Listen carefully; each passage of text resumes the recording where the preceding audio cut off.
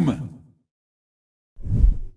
What's up, everybody? Mossy here, and I wanted to come back to you with another movie review. I know we haven't done too many of these on the channel, but I really love movies, and I just went and saw Ford vs. Ferrari, so I wanted to talk to you guys about it real quick here. This is just straight off the dome. I just finished watching it. I just came home. I have a lot of thoughts about it. I just wanted to kind of jump in right away, not do a lot of research. So the premise of this movie is that Ferrari wins kind of every race. That's the idea, right? And, you know, it's American propaganda, right? So they come out with Ford, and Ford says, well, we want to be more profitable, and to do that, we are going to beat Ferrari at its own game, essentially, in the racing world. So before I go any further, I just want to let you know there shouldn't be any spoilers in this review. I'm just going to stick really top level, just kind of what comes to mind, right?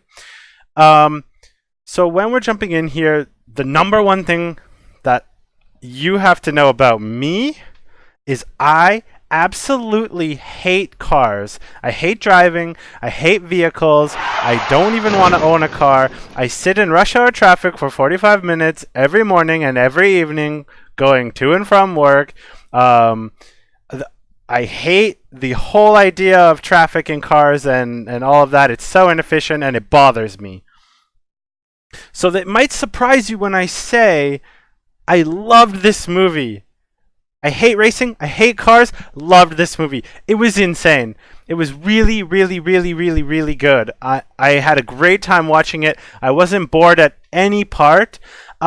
This might go down. Okay, let me introduce the characters real quick. So, Matt Damon plays Carroll Shelby. So, Carroll Shelby is one of the guys who helped make the Ford GT and the Ford Shelby Cobra. You might be familiar with that. And Matt Damon was absolutely excellent in this movie. And that's all cool. He plays this like cool businessman, whatever. He might have given you the best performance that nobody's ever gonna remember ever, because it doesn't fucking matter for this movie. Okay? Christian Bale comes in as a guy named Ken Miles, who's a British driver living in America, who's helping out Ford on this team. Nobody likes this guy. He's super quirky. He's super off the beaten path. He's one of those brilliant mind genius types. And so everyone's trying to push him out the whole time, but he's like the best driver. He's one of those people who can just hear a car and know exactly what's going on in the car. And that's exactly the kind of person you want behind the wheel. So one of the most famous races in the world is called the 24 Hours of Le Mans. So it's this track that takes about 3 minutes and a bit to complete. And you have to race it for 24 hours. And I guess it's whoever does the most laps in 24 hours wins. But anyways, so if you do quick math, it's like over 300 laps that you have to do in these 24 hours. And so I didn't realize how much strategy actually goes into these kind of races. When they take breaks, when they take pit stops. How are the brakes doing? How is the car handling? Do I need tires for wet? Do I need tires for rain? Do I need tires for dry? Do I need tires for something else, right?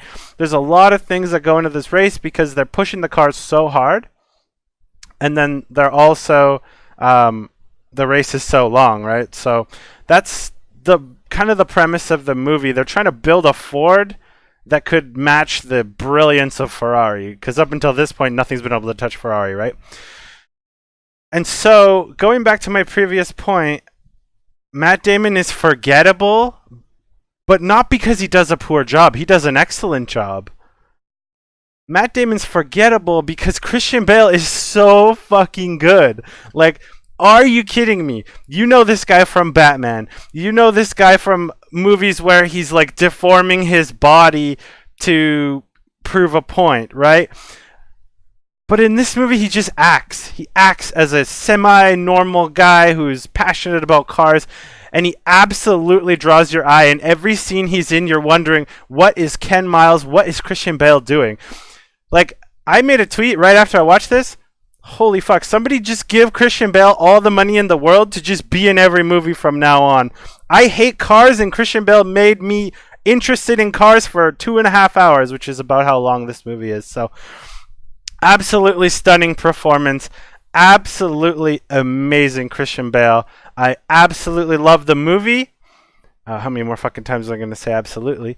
But like, I didn't realize that races could even be this long. I didn't realize the strategy that goes into them, the planning, the testing, all of that type of thing. With cars, when you're building cars, there's so much variance of different materials you can use and different things. And so my main takeaway from this movie is not everything's as simple as it seems. It's not just racing a car on the track, right? There's a lot more that goes into it. But the real point of why I wanted to make this video is because sometimes I feel like I take things out of movies that maybe other people don't. And so what I got out of this movie was everybody deserves, should seek out, and should go and find themselves a Ken Miles that they can put into their circle. Go and find that person that everybody's written off because they're different or they're weird, because that's the person that has the most to offer you. That's the person that is really good at what they're passionate about and is going to bring that passion into your lives. And so what this movie made me feel was I'm sad I wasn't Ken Miles' friend when he was alive. So, okay, let's jump into overall the movie. Pros. Christian Bale's amazing. The racing, the action part is really well done. It really makes you feel alive when they're in the cars. I think the scenes are the setting's really good.